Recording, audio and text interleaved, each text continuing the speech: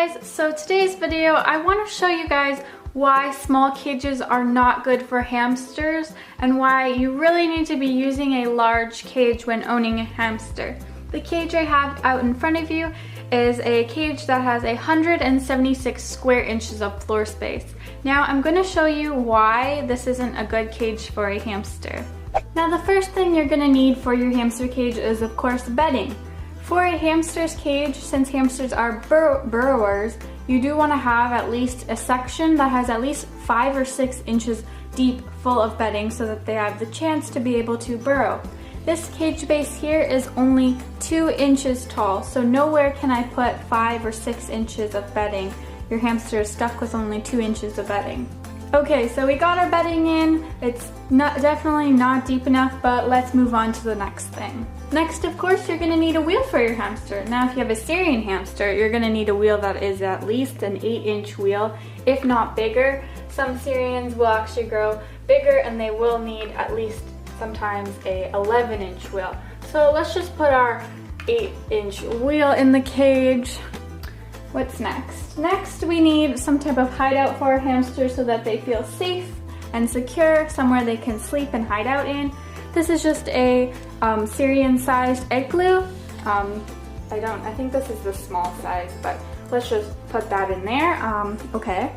And then you're gonna need some toys for your hamster. Your hamster needs to be able to stimulate its brain and play with things, because you would be bored if you didn't have any toys. So you should put more than one toy, but this cage, it's getting pretty tight in here, so we're gonna put 1, 2.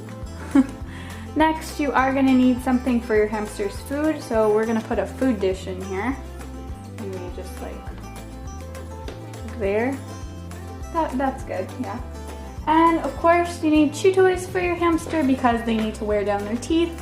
So we're gonna throw some chew toys in there. Okay, that looks good. And now let's just put the top on. Okay, it's not gonna fit on, and I don't think the wheel can turn because the cage is too small. But oh, and we're also going to need a water bottle, so maybe like I'll stick it like here. It's like, yeah, that's like a good place. Let me just see if the cage can click down. Okay, yeah, there we go. Cage clicked down. Wow, secure. Okay, so now the only thing left to do is add our hamster.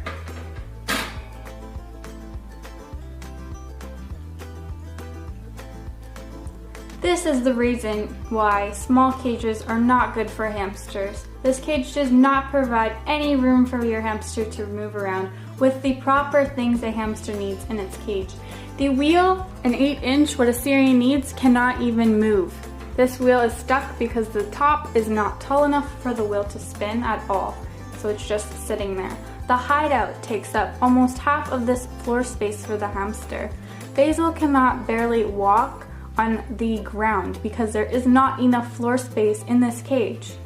Having a hamster in this cage I consider torture. This is not big enough for any type of hamster, no matter if it's a Syrian or a dwarf hamster. There still would be no room in this cage whatsoever for a hamster to properly live a happy, healthy, enriched life.